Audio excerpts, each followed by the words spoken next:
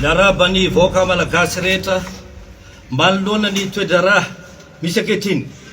Izahay tompon'andraikitra eto anivon'ny fibaikoana ny tafika malagasy dia manao antsoavo ho an'ny miaramila rehetra tsy akanavaka manerana ny nosy mba ho tony. Misy ny tsy fitovikevitra nefa tsy vahaolana ny fampiasa-kely. Ilaina ka isiny ramandrika. Ho anao izany manao antsoavo aminareo rahalahy izay tsy mitovy hevitra hifanatona andatabatra boribory. Tsindrina manokana amin'izany anareo rahalahy izay ao amin'ny ivon'ny kapisaty ankehitriny. Ny tafika malagasy dia ray tsy mivaky ao anatin'ny fanajana amin'ny fifehezana sy ny lalàna velona ihany no imasoantsika. Ko miantso ny tafika malagasy rehetra aho hijoro ao aorinako satria isika dia ray tsy mivaky.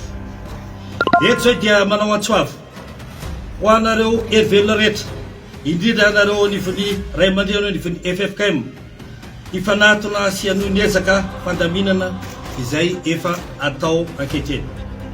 Eto mamarana ny tafika malagasy dia mijanona hatrany elan'elam-panahy sy mandafarany ho an'ny firenena, ho an'ny tanindrazana.